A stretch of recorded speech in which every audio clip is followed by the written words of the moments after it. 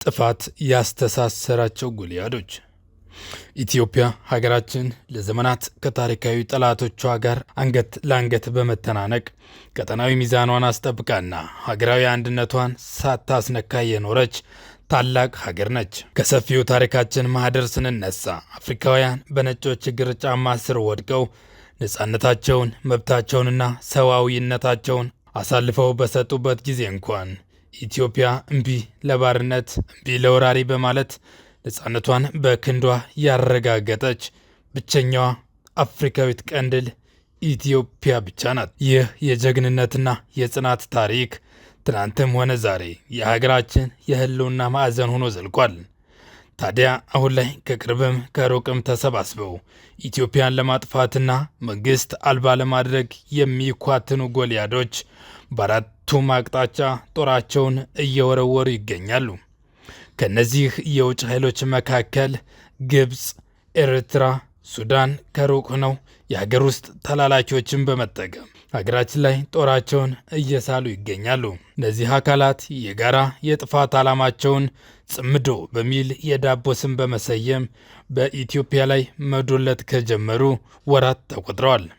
ይህንን የጥፋት አጀንዳ ከሰሞኑ በወልቃይት ጠገዴ፣ በረሃትና ሸረሪና አቅጣጫ ተግባራዊ ለማድረግ ቢሞክርም በጀግናው የመከላከያ ሰራዊት ጽኑ አቋም ቅንድቡን ተላጭቷል። ጠላት ይዞት የመጣውን ተተኳሽ መኪና፣ ከባድ የቡድን መሳሪያዎችና አጠቃላይ የታጠቀውን ኃይል ለጀግናው የመከላከያ ሰራዊት በማስረከብ ወደ መጣበትና ወደ ጥፋት አባቱ ወደ አለቡርሃን ጫካ ፈርጥቷል። ህወሓት በግብፅና በኤርትራ ግፊት በማይወጣው ግጭት ውስጥ ለመግባት ሁሉንም አማራጮች እየሞከረ ይገኛል። የህወሓት ዋና ወታደራዊ ዓላማ ወልቃይትና ራያን በመቆጣጠር ከፌዴራል መንግስት ጋር የመደራደሪያ አቅም መፍጠር ቢሆንም አሁን ያለው የህወሓት ወታደራዊ አቅም ግን ከተከዜ ህዝባዊ ሚኒሻ ጋር እንኳን ፊት ለፊት ለመጋፈጥ የሚችል አይደለም። ነገሮቹ ሁሉ ከቁጥጥር ውጭ እንደሆኑ የተረዳው ህወሓት ፊቱን ወደ ጽንፈኛ ኃይሎች በማዞር ከፌዴራል መንግስት ጋር እንዲዋጉለት እየተለማመጣቸው ይገኛል።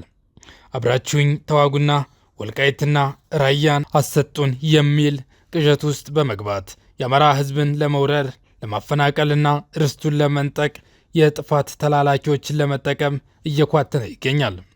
ለእነዚህ የተላላኪ ቡድኖችም ወደ ውጭ አገር ሂደው የሚኖሩበትን ሁሉን አቀፍ ድጋፍ እንደሚያደርግላቸው ለማሳመን እየሞከረ ይገኛል። ይሁን እንጂ በጎንደር የሚንቀሳቀሰው የጸረ ሰላም ቡድን መሪዎች ጎንደር የአማራ ቀይ መስመር ነው በማለት ከህወሓት ጋር ላለመሻረክ ወስነዋል። ወያኔ በጎንደር ቀጠና ከገባ ፖለቲካሊ እንደሚወድቁ በመገንዘብ እንጠርገዋለን በማለት አቋማቸውን አሳውቀዋል።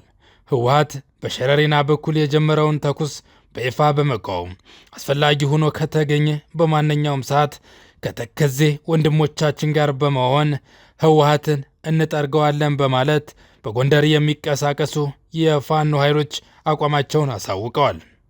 እነዚህ ጥፋት ያስተሳሰራቸው ጎልያዶች በኢትዮጵያ ላይ እያደረጉት ያለውን ዘርፈ ብዙ ጥፋት ሀገራችን ኢትዮጵያ በብቃት እየመከተችው ትገኛለች።